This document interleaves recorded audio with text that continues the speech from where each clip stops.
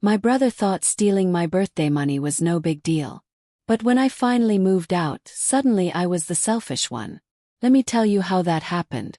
Strange, the moment you realize your life is split in two. There's the before, and then there's the after. For me, that moment wasn't a car crash or a loud explosion. It was quiet.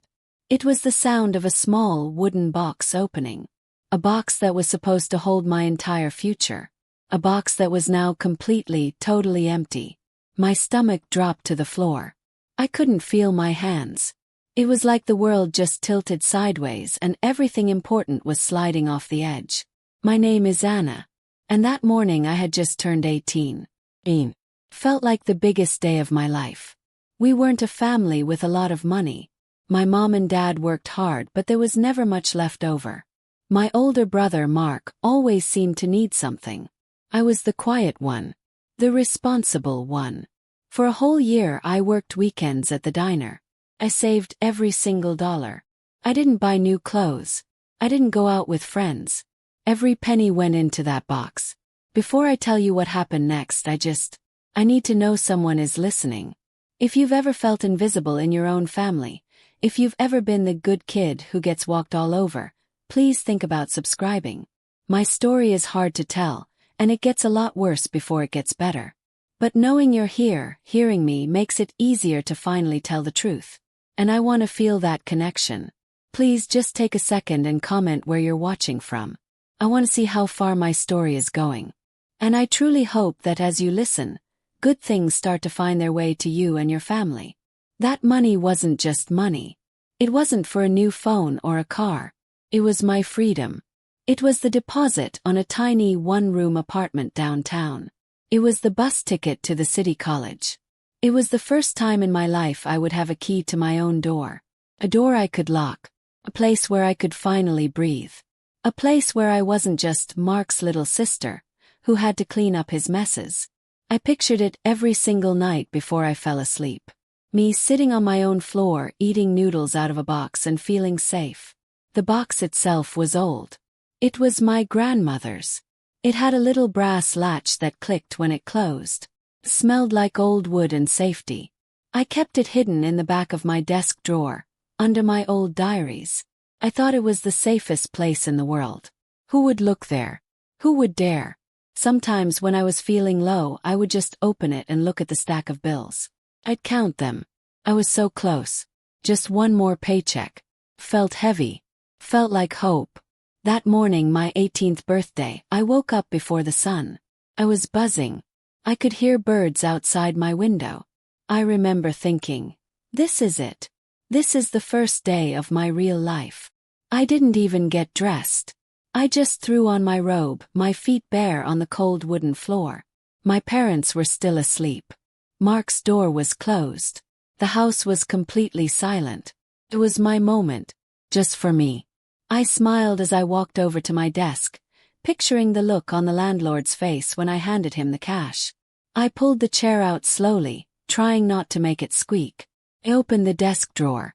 The box was still there, tucked in the back. A wave of relief washed over me. See, everything was fine. I pulled the box out and set it on my lap. I put my hand on the lid, took a deep breath, and then I lifted it. Felt light. Way too light. My heart started to pound. Whoa, whoa. I unhooked the little brass latch. I opened the lid.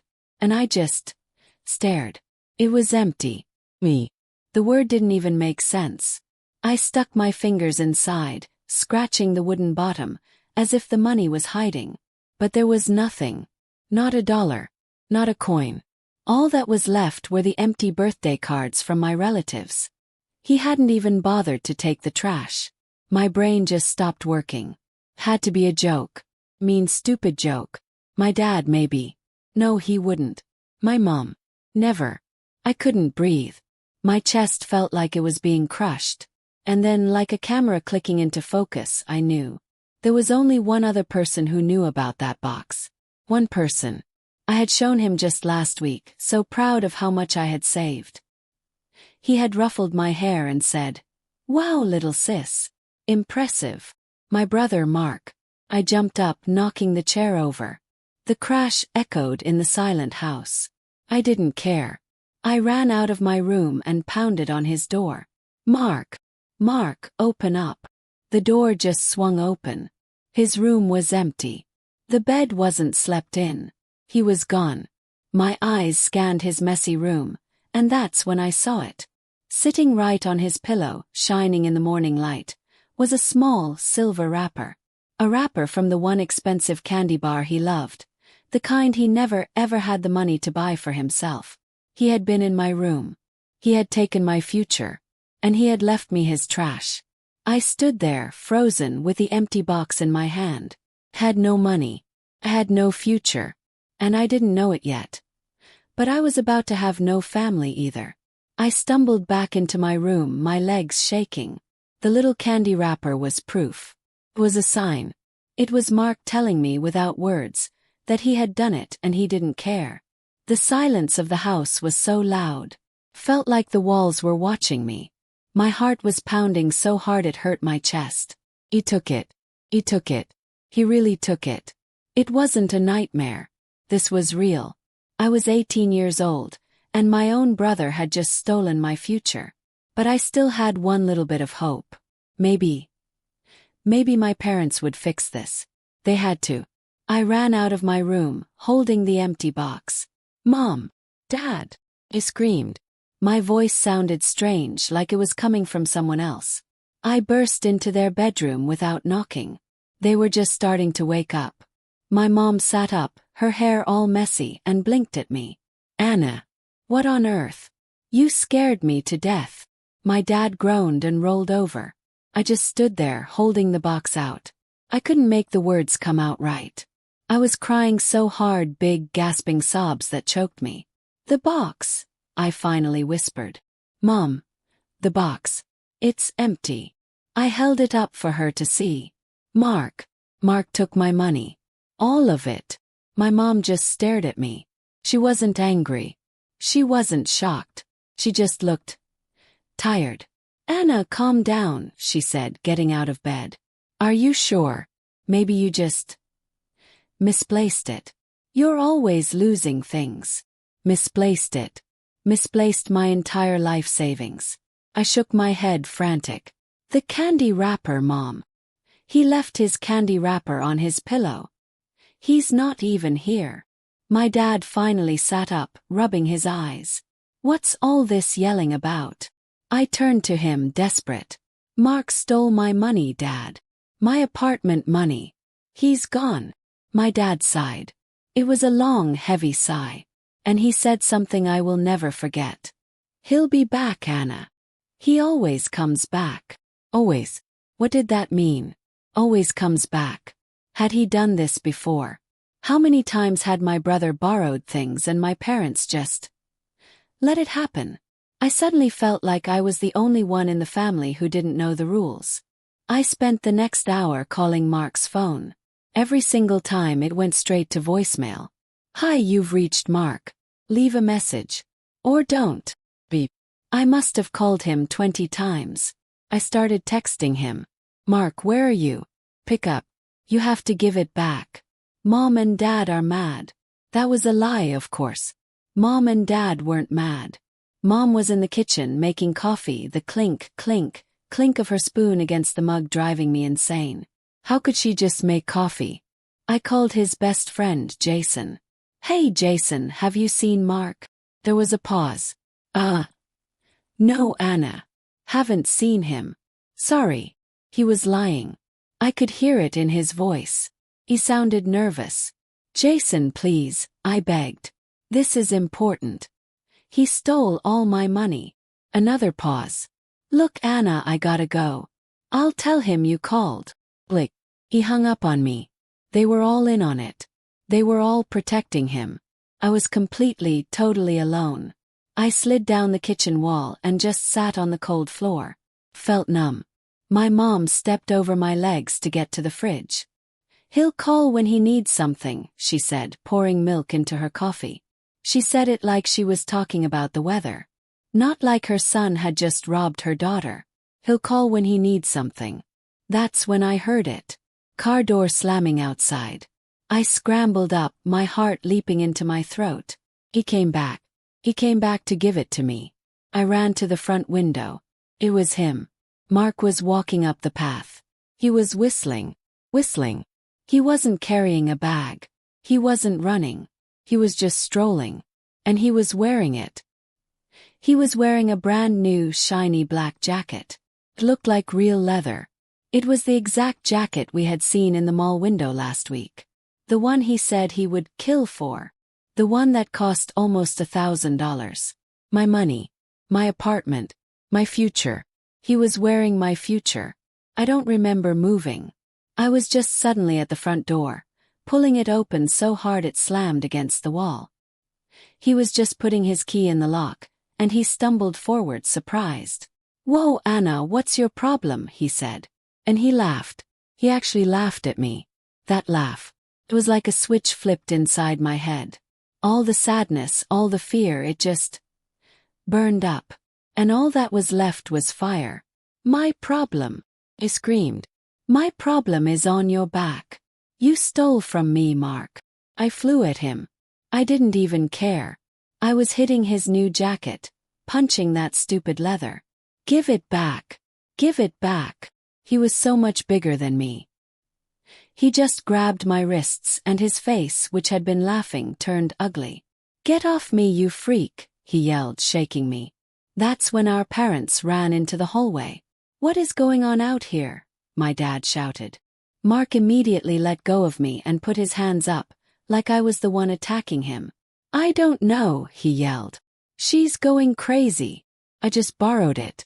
It's not a big deal." My mom looked at the jacket. Then she looked at my red, tear-streaked face. And she said the 5 words that broke me. "Anna," she said, her voice cold as ice. "Stop attacking your brother." I just froze. "Stop attacking your brother." The words didn't make sense. It was like hearing a dog bark and someone telling you it was a bird. My brain just couldn't put it together. Mark was standing right there wearing my stolen money. I was the one who was attacked. I was the one who was robbed. I looked at my mom, then at my dad. I was waiting. I was just waiting for one of them to blink and say, "Okay, April Fools, let's get your money back." But they just stared at me. Their faces were hard. Mark saw he had them on his side. He let out a little huff like he was the one having a bad day. "See, isn't it? I told you."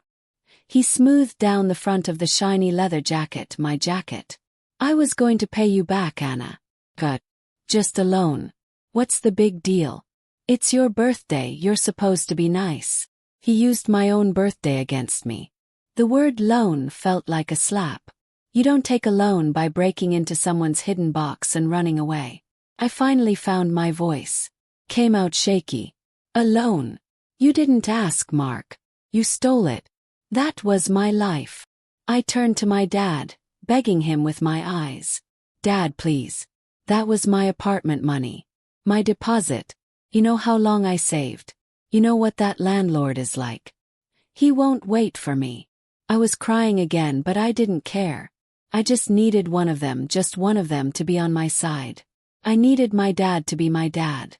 My dad just shook his head, and he wouldn't look me in the eye. "Anna," he said, his voice low. "It's just money. Money comes and goes. But family."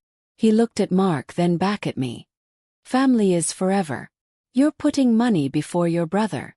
Those words hit me harder than a fist. And then I remembered what he said earlier. "He always comes back." My blood went cold. This wasn't the first time. How many times had Mark done this? How many other things had he borrowed? I suddenly felt like I was the only one in the house who wasn't in on a secret. My mom stepped forward, trying to be the peacemaker. But her peace just felt like poison. "Listen, honey. We will talk to Mark. He will pay you back. Won't you, Mark?" She gave him a hard look. Mark just shrugged, staring at his new shoes. "Yeah, sure. Whatever. I'll pay her back when I get a job. When I get a job." He hadn't even looked for a job in 6 months. It was an empty promise. It was a lie. And my mom and dad were letting him tell it. They were all standing there, lying right to my face. "No," shouted. The word ripped out of my throat. I don't want it when he gets a job. I need it now. The landlord is waiting for that deposit today. I pointed right at the jacket. Make him take it back. Make him take the jacket back to the store right now and get my money back. It was a simple, easy answer. If it was a loan, and he was sorry, he would just take it back. The whole family went completely still. You could have heard a pin drop. Mark's face changed. The little smirk he had was gone. Now he just looked cornered. I can't, he muttered, looking at the floor. What do you mean you can't? I stepped toward him. Why not? The store is open. We can go right now. I just can't. Okay, he snapped, his eyes flicking up to mine. Just leave me alone. Why couldn't he? What had he done? Had he already spent the rest of the money? The jacket was expensive, but I had saved more than that. A new, horrible feeling started to creep in. What did you do, Mark? My voice was quiet now. It was cold. Where is the rest of my money? He took a step back. There is no rest, he said. The jacket was all of it. I knew he was lying. I had counted my money. I knew exactly how much was in that box. You're lying, I said. There was almost $500 more than that jacket. Where is it? He looked at my dad, then my mom. He was looking for help. I bought some other stuff too. Okay. Some new shoes. I took my friends out. It's gone. The money is gone. It felt like the floor had fallen away. Not just the jacket. All of it. Every last penny. Shoes. On his friends. In less than one night. My mom saw the look on my face, and she rushed forward. Mark, you didn't. You told us it was just the jacket. I needed new shoes, Mom, he whined. He whined. Like a little kid. Anna's not the only one who needs things. My dad put his head in his hands. Oh, Mark. He sounded so tired. He wasn't angry. He was just disappointed. But I didn't want disappointment. I wanted justice. And then Mark, seeing he had lost my mom's support, did the only thing he knew how to do. He attacked. He pointed his finger right in my face. You know what, Anna? You are so selfish. That's your problem. The word hung in the air. Selfish. It's your birthday, and all you can think about is yourself and your stupid little apartment. What about me? What about what I need?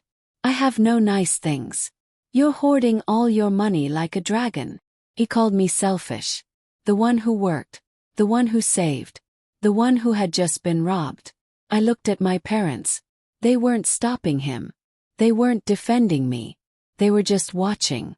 And in their silence, they were agreeing with him. Selfish. That one word just hung in the air. It bounced off the walls and hit me right in the chest. Selfish. Me. The girl who babysat him for free. The girl who loaned him lunch money she never got back. The girl who scrubbed the dishes while he played video games.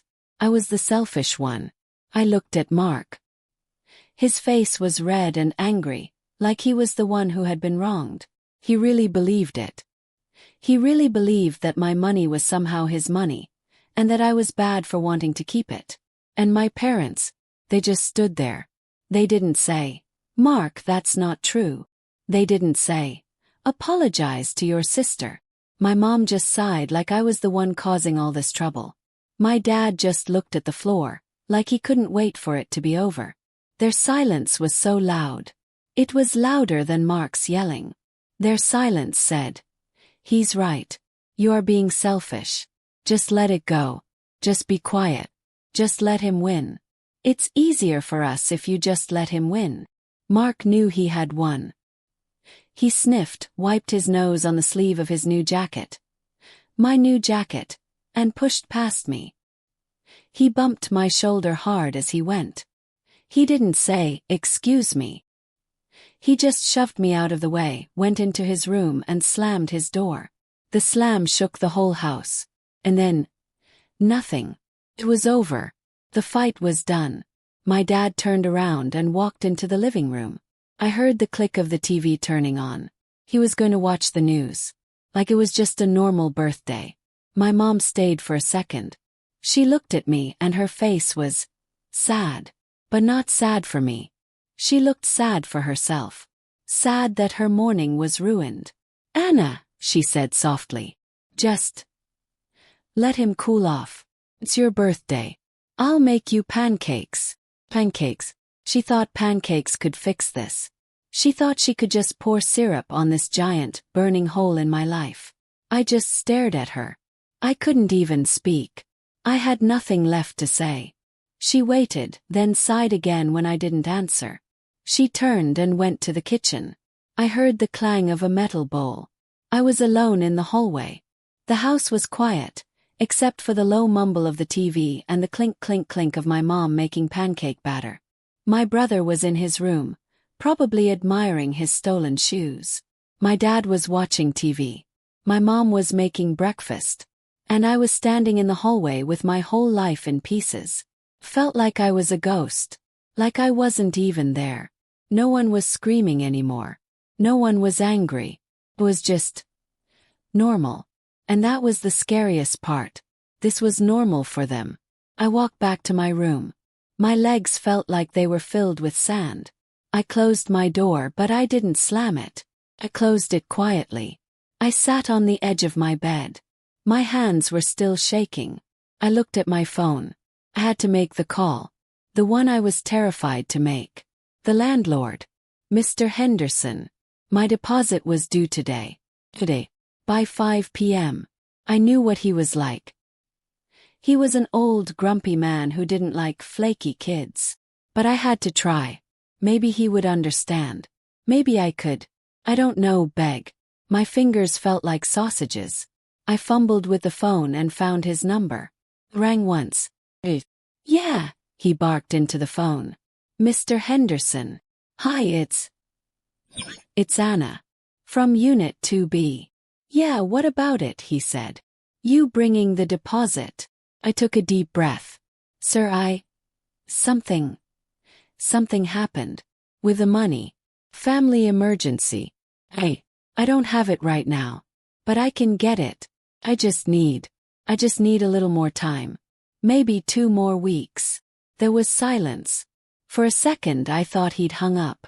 Then I heard him laugh. It was a cold, sharp laugh. Time doesn't pay my bills, kid. Told you. I got a line of people waiting for that unit. You have the cash by 5 p.m. today, or I give the keys to the next person. No exceptions. But sir, please, I whispered. It was stolen. Not my problem, he said. Your family, your problems. 5 p.m. Blick. He hung up. I just sat there holding the silent phone. Blick. It was the sound of my future ending. Blick. The sound of the door to my new life slamming shut and locking. 5 p.m. It was almost noon. Had 5 hours. 5 hours to come up with over $1,000. It was impossible. It was a joke. I wasn't going to get the apartment. I wasn't going anywhere. I was stuck. Stuck here in this house, with a brother who hated me and parents who wouldn't protect me. I felt the tears coming again, but they were different this time. They weren't hot and angry. They were cold. And then I heard it. Through the wall. From Mark's room. It was faint, but I could hear it. Laughter. He was on the phone. He was laughing with one of his friends. He was probably bragging. Bragging about his new jacket, his new shoes. Bragging about how he got away with it. He was happy. He had ruined my life. He had destroyed my dream. And he was happy. That laugh. It went right into my ear and down into my heart, and it broke something. But it didn't break me. It broke the old me. The good me. The quiet me. And in its place, something new was forming. Something cold and hard and very, very quiet. That laugh. It wasn't just a laugh. It was a victory party.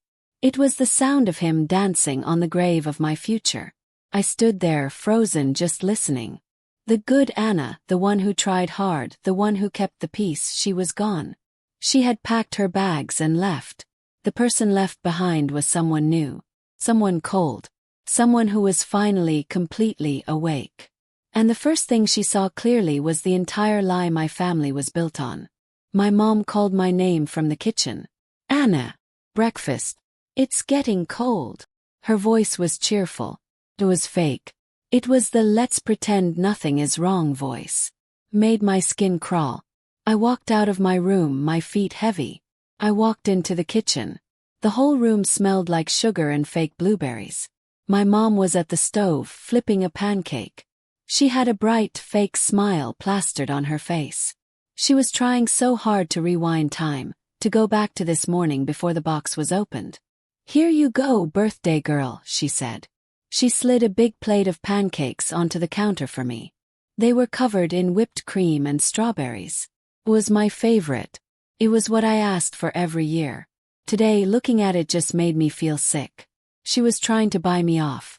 Trying to bury the theft under a pile of sugar. She thought I was still that little girl. She had no idea who I was now. She had no idea what that empty box had done to me. I didn't move to take the plate. I just looked at her. My voice came out quiet, but it cut through the sound of the sizzling pan. He steals from you too, doesn't he? My mom froze. Her hand, holding the spatula, just stopped in the air. What did you say? She whispered. Mark, I said, my voice still cold and flat. He's stolen from you. From your purse. He's stolen from Dad's wallet. Hasn't he? That's why you're not even mad. This is just normal. Her face went pale. She put the spatula down. Anna, you stop this right now. You are ruining your own birthday. He's your brother. He just borrows things. He gets confused. He'll pay it back. He always does. She was defending him.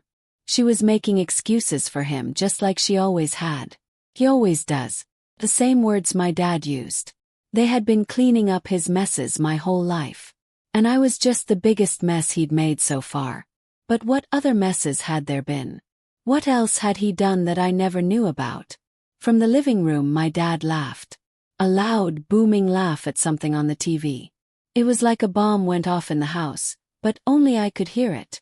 My brother was in his room, happy with his stolen goods. My dad was watching cartoons. My mom was trying to force-feed me pancakes. I felt like I was in a fun house. Like I was the only sane person in a world of crazy mirrors. I couldn't stay. I couldn't breathe this air for one more second. My phone buzzed in my pocket. The vibration felt real. Felt like a shock pulling me back to my body. Pulled it out. The screen lit up with a picture of my best friend, Sarah. She was the only person who knew about the apartment. The only person I had told. Lifeline. I looked at the pancakes. I looked at my mom, whose face was now crumpled and angry. You are going to sit down and eat, she commanded. We are going to be a family. I turned my back on her. I turned my back on the pancakes, on the fake birthday on her. Anna, don't you dare walk away from me, she yelled. I didn't listen. I walked straight to my room, went inside, and I did something I had never been allowed to do. I locked my door. The little click of the button in the knob was the best sound I had ever heard. It was the sound of no. It was the sound of stop. I leaned my back against the locked door and answered the phone. My hand was shaking. Happy birthday. Sarah's cheerful voice sang out. It was too much. Sarah, I choked out. I couldn't hold it back anymore. Sarah, he took it. Took what? Your birthday present. She asked, confused. No, I whispered. The money. Mark. He took all of it. The apartment money. It's gone. It's all gone. The line was quiet. But it wasn't the empty silence of my parents. It was a what did you say silence. Anna. What do you mean gone? He stole it. He bought a jacket. He took his friends out. It's gone. And the landlord. He gave my apartment away. I have nowhere to go. I slid down the door until I was sitting on the floor. Oh my God, Sarah whispered. Your parents. What did they do? Nothing, I said, the word tasting like poison. They're protecting him. They called me selfish. I'm coming over, she said, her voice suddenly fierce. No, I said, looking at my locked door. Don't come here. Can't. Sarah. That thing you said last month. When your parents said I could. You know. Did you mean it? There was a dead silence on the phone. For half a second I was terrified. What if she said no? What if she was just being nice before? Anna, Sarah said, and her voice was so clear, so strong. About my couch. Course I meant it. My mom loves you. You can stay as long as you need. Do you want me to come and get you? I can be there in 10 minutes. Tears filled my eyes again, but these were different. They weren't angry tears. It was relief. Someone cared. Someone was on my side. Before I could answer, I heard a sound that made my blood run cold. Jiggle, jiggle. Blick.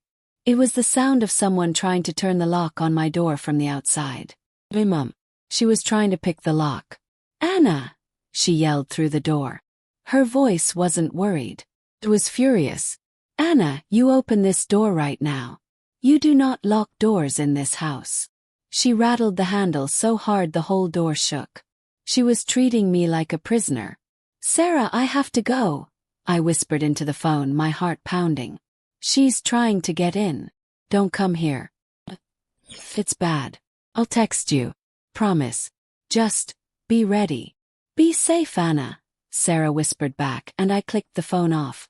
I shoved it deep into my pocket. The rattling stopped. I heard my mom muttering, then pounding. Not with a fist. With something hard. She was trying to break the lock. I am not kidding, Anna. Open up. We need to talk about this. Ugh. She didn't want to talk. She wanted to yell. She wanted to tell me I was wrong. She wanted me to apologize to Mark. I heard my dad's voice now, heavier, more tired. Honey, stop. You'll break the door. Anna, open up. Your mother made you pancakes. Don't be ungrateful. Ungrateful. That was the new word. I wasn't just selfish, I was ungrateful. Ungrateful that my brother stole my life savings. Ungrateful that they were letting him. The world was upside down. I felt like I was going to be sick. Then, worst of all, I heard Mark's voice. He wasn't yelling through the door. He was yelling from the kitchen, loud enough for me to hear. Oh my God, just leave her. She's doing it for attention. She always does this. She's just trying to make everyone feel bad for her. 'Cause it's her birthday. She's so selfish. And my parents. They didn't tell him to shut up. They didn't defend me. They just let him say it. They were quiet. His words were the only thing that mattered. That was it. That was the moment. The last little string that was holding me to this family just snapped. I wasn't sad anymore. I wasn't crying. I was just done. I looked around my little room. This room that had been my only safe place. It didn't feel safe anymore. Felt like a cage.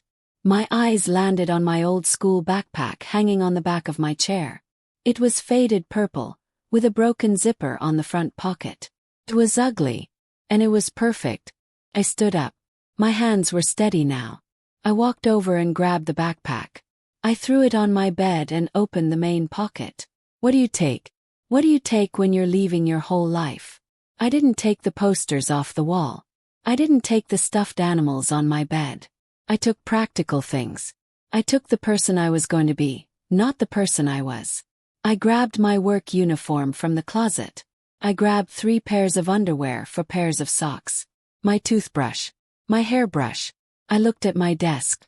There was a framed picture of me and Mark when we were little kids.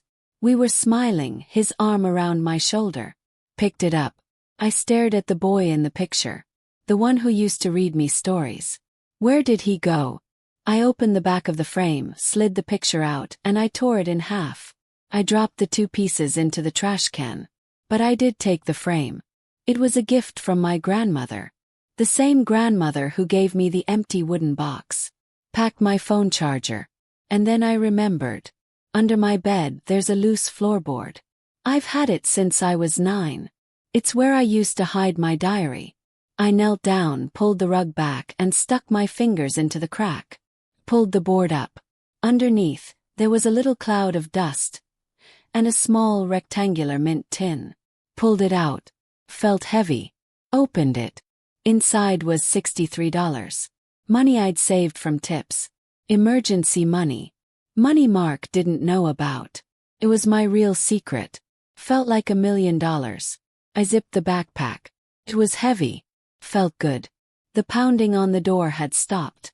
I crept closer, putting my ear against the wood. I could hear them talking in the kitchen. Their voices were low and angry. They weren't worried about me. They were angry at me. Angry that I had locked the door. Angry that I had ruined pancake time. I knew they had to leave soon. They always went food shopping on my birthday for the birthday dinner. All I had to do was wait. Wait until I heard the car start. Wait until they were gone. But then my heart stopped. What if Mark didn't go with them? What if he stayed behind? My heart was a trapped bird, beating against my ribs. I stood by the door listening. I could hear every word. The fight wasn't about me anymore. It was about... Well, it was still about me. But it was about how I was difficult. How I was making things hard. She's always been too sensitive, my mom snapped. I could picture her, hands on her hips. She needs to learn that family is more important than things. My dad's voice was just a low rumble. Let's just go. I'm tired. Let's just get the shopping over with. Heard footsteps, heavy ones, coming right for my door. I jumped back, my heart leaping into my throat. It was Mark. Bang, bang, bang. He didn't hit it like he was angry. He hit it like he was knocking on a drum. He was playing. Hey, Anna, he called out. His voice was full of laughter. Hey, selfish. Mom wants to know if you're done crying yet. She said you have to come eat your stupid pancakes. He snickered. She'll just ground you if you don't. He was taunting me. He wanted me to scream. He wanted me to cry. I slid down the wall, silent. I put my hand over my mouth. I would not make a sound. Mark, get away from her door. My mom yelled from the kitchen. I'm trying to help, he whined back, acting like a little kid. She's ruining her own birthday. Just get your shoes on, my dad's voice cut through the air. It was his I'm done voice. We are all going. We are going to the store. We are going to buy food for your sister's birthday dinner. And we are all going to sit at the table and act like a normal, happy family. Do you understand me? The fake happy family was all a show. It was a play, and I was the only one who didn't know the script. I heard Mark groan, his feet stomping away from my door. This is so stupid. Then the sound I had been praying for. The jingle of car keys. The squeak of the coat closet opening. I'm not waiting for you, Mark. My mom yelled. I heard the front door open. Footsteps on the porch. The door slammed shut. 1, 2, 3 sets of feet. Blam, blam, blam. The car doors. And then, the rumble. The sound of the engine turning over. I crawled to my window, staying low, and peeked through a tiny crack in the blinds. The old blue car was backing out of the driveway.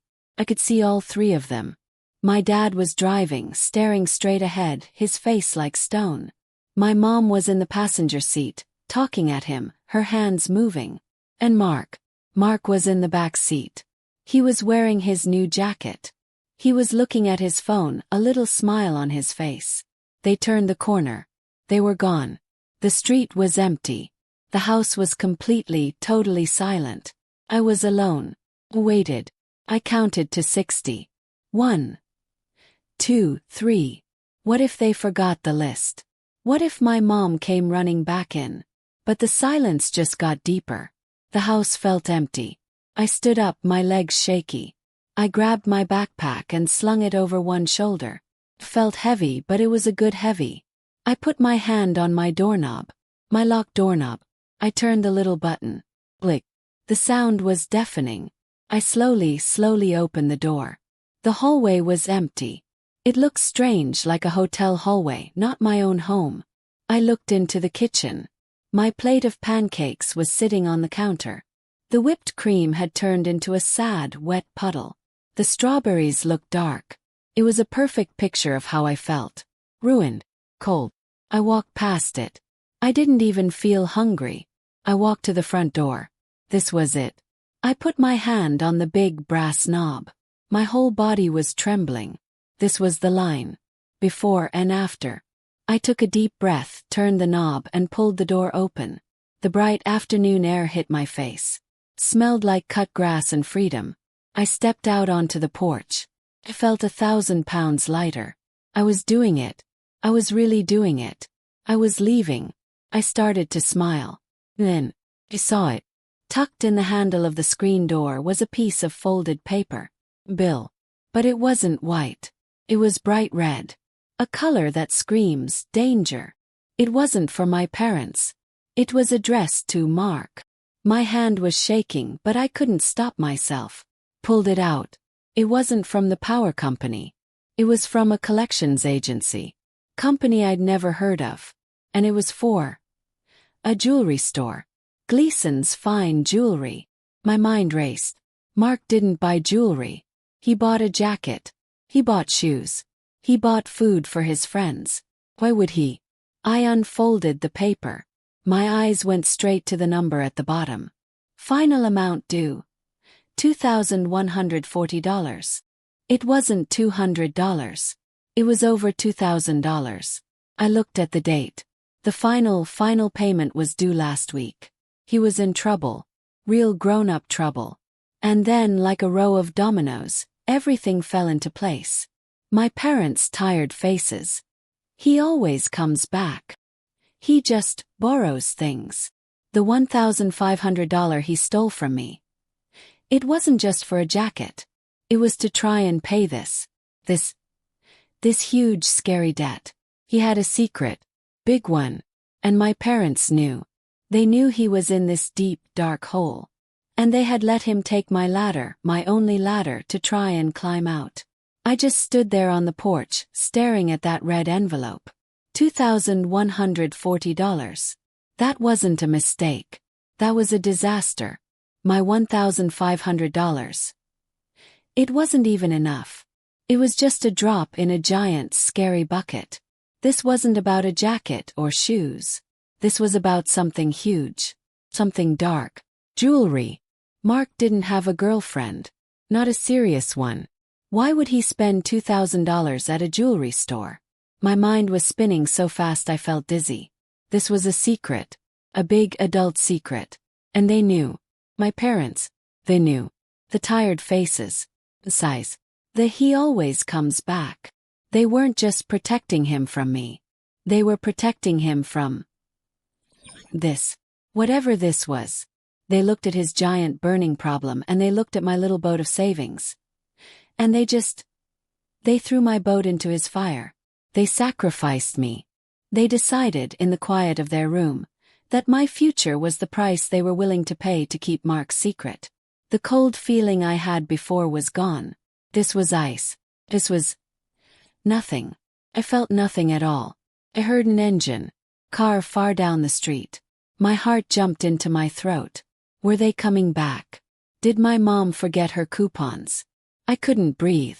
I grabbed the red envelope, folded it fast, and shoved it deep into the front pocket of my backpack. I didn't want them to know I'd seen it. I didn't want them to know that I knew. I didn't walk. Ran. I flew off the porch, my backpack thumping against my spine, and I ran. I didn't look back. I just ran, my feet hitting the pavement, thud thud thud. Had to get away. I didn't stop until my lungs felt like they were on fire. I ducked into a narrow alley between the laundromat and a pizza place. The air smelled like garlic and old soap. I leaned against the brick wall, gasping, trying to catch my breath. My hands were shaking so hard I could barely hold my phone. I dialed Sarah's number. "Sarah. It's me." My voice came out all wrong, like a whisper. "Anna. Oh my God. Are you okay? Where are you?" Her voice was so clear, so real. "I'm out," I panted. "I'm out of the house. They're gone." "But Sarah, how could I even say it?" "It's worse. It's so much worse than I thought." "What do you mean, worse?" she asked.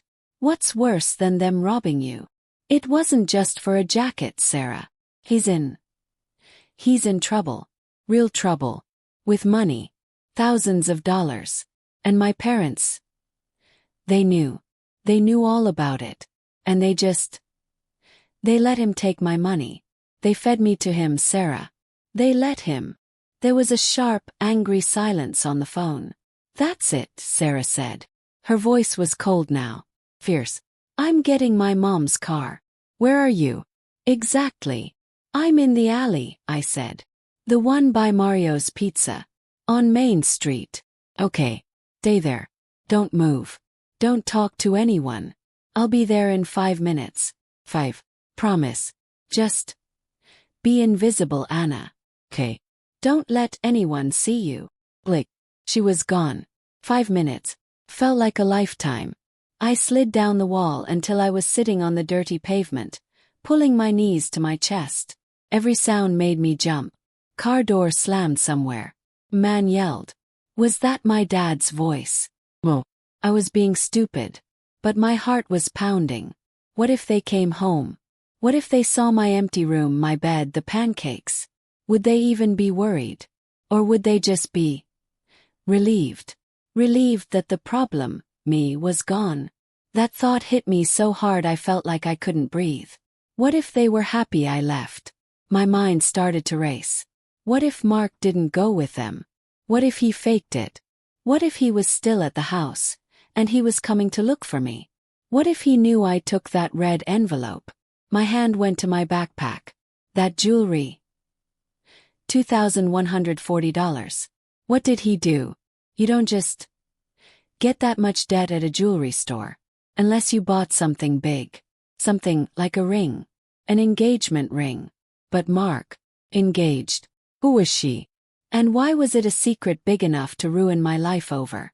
Car turned into the alley. The headlights were so bright, they blinded me, turning my tiny dark alley into a bright stage. I scrambled to my feet, my heart stopping. It wasn't Sarah's little red car. This was a big dark blue car. Car I had never seen before. It rolled to a stop right in front of me. The window rolled down. Man was inside. He was big. He had a thick neck and tiny eyes. He looked mean. He looked at me and his eyes. They knew me. You Anna? He asked. His voice was like gravel. I couldn't move. I couldn't speak. My feet were glued to the ground. How did he know my name? Who was this man? Was he from the collection company? Was he a friend of Mark's? My whole body went cold. Heard you might be looking for this, the man said. And he held up a piece of paper. It was folded. And it was bright red. Just like the one in my bag.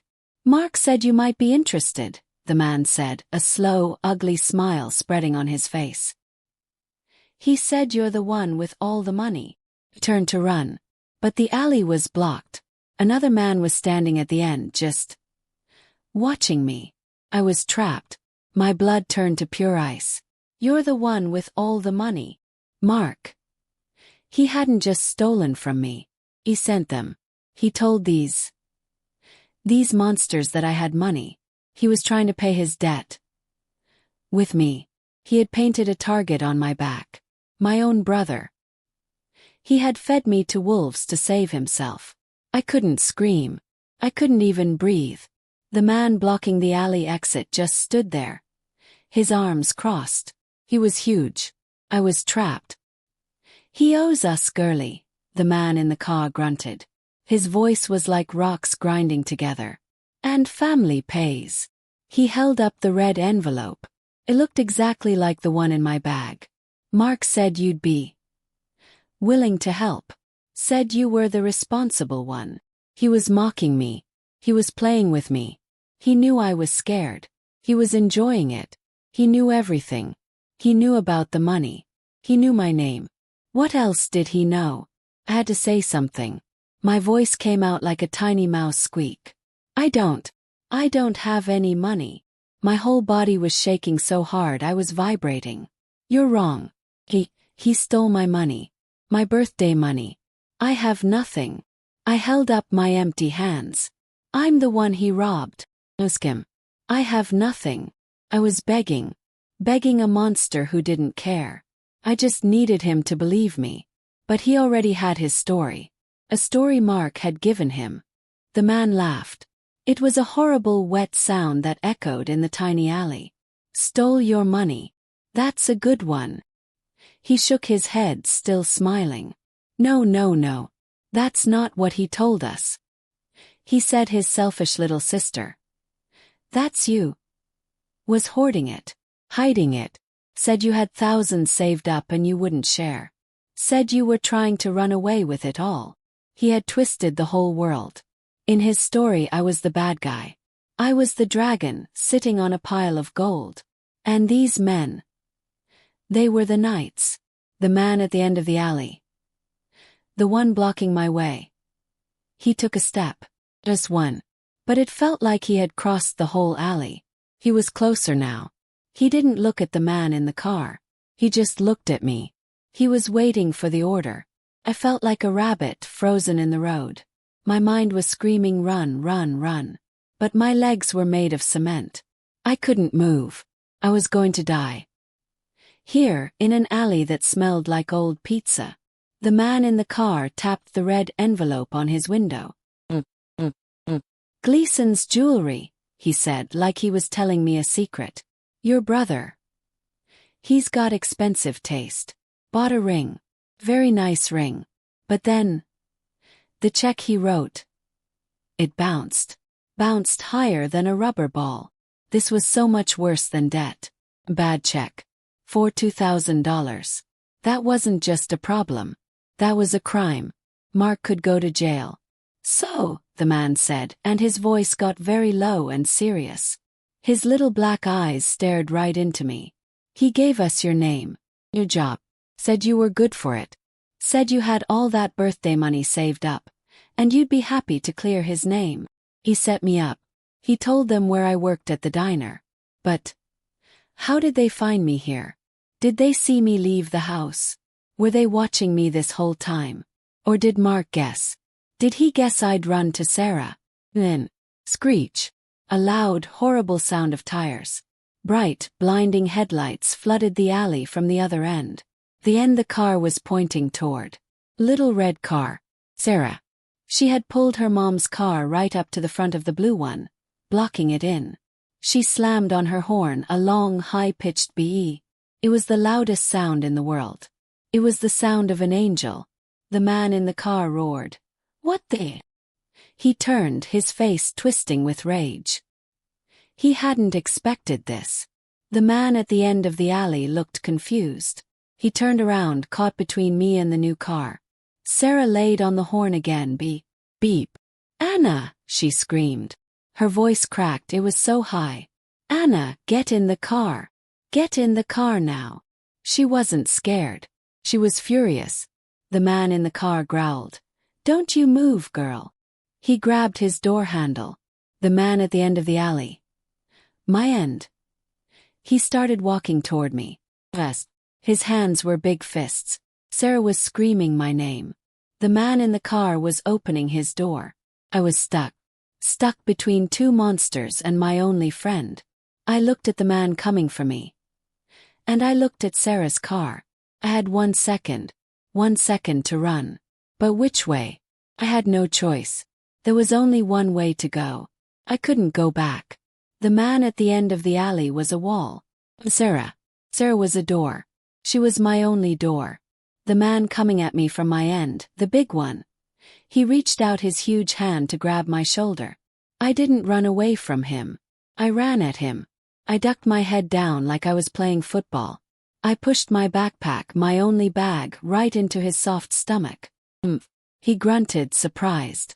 It was just for a second. But a second was all I had. I was past him.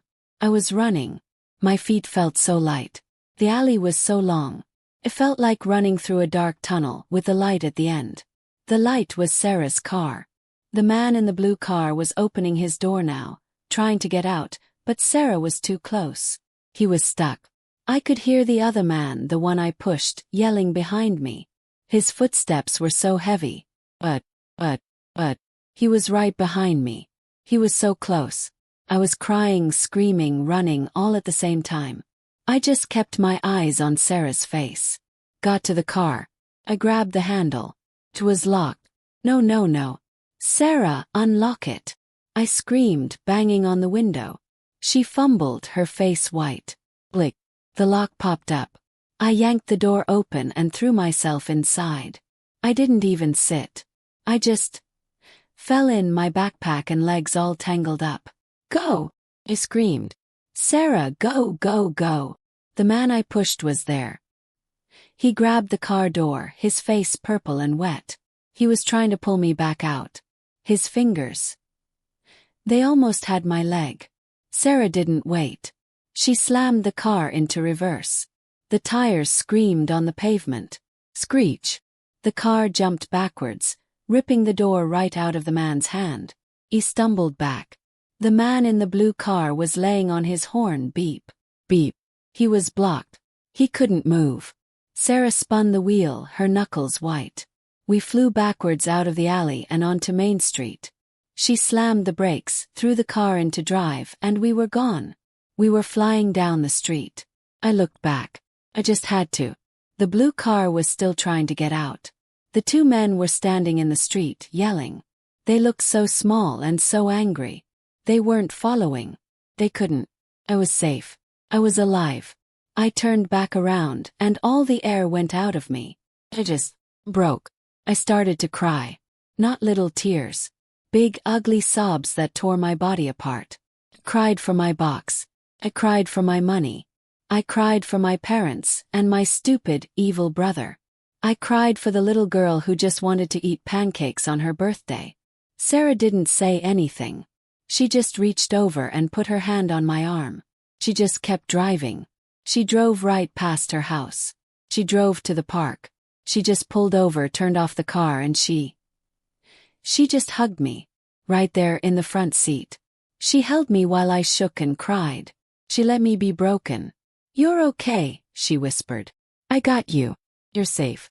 I will never, ever let them hurt you. You're with me now. And I believed her. We finally got to her house. Her mom, Mrs. B, was waiting on the porch. Her face was so worried. When she saw my face, she just opened her arms. I walked right into them. I felt like a little tiny kid. You're home, baby, she said, rubbing my back. You're home now. You're safe here. And I knew it was true. My phone started to buzz in my pocket. One after another. Pulled it out. My mom. My dad. My mom again. Then a text from Mark. You're so selfish, you made mom cry. And then another. You took that red letter, didn't you? You're ruining my life. Give it back. They weren't worried. They weren't scared for me. They were angry. Angry that I had run. Angry that I had seen their secret. Mrs. B saw the texts. She looked at me, her eyes so serious. Anna, she said. You can block them. I just stared at her. I can. You can, she said, her voice so kind. You get to choose who gets to talk to you. You get to choose who is in your life. So I did. I blocked my mom. I blocked my dad. And I blocked Mark. My fingers shook. But when it was done, felt quiet. I slept on Sarah's couch for 6 months. I used my $63 for bus fare. I went to the diner. I worked every shift they would give me. I washed dishes until my hands were red and raw. I saved every single tip. I never saw those men again. I never heard from that family. I heard from one of Mark's old friends that the jewelry store did call the police. That Mark got in big trouble. I don't know what happened. And I realized I didn't care. Took 6 long months. 6 months of working and saving and sleeping on a couch. But I did it. I saved up the money. All over again. I found a new apartment. A tiny one on the other side of town. It has ugly green walls and the faucet drips. But it is all mine. The day I got the key, I walked inside and I just sat on the floor. I didn't have any furniture. But I sat on my floor. And I was safe. I was finally really, truly safe. This is my story. It's for anyone out there who has ever been made to feel small in your own home. It's for anyone who's been called selfish, just for trying to protect yourself. If you felt this, if you understood this pain, please like this video. Please share it. Maybe it can find someone else who feels alone and it can help them feel less alone. And if you subscribe, it's not just a click. It's like you're telling me, we hear you. You're not selfish. You're strong. Thank you for listening to me. Thank you so much.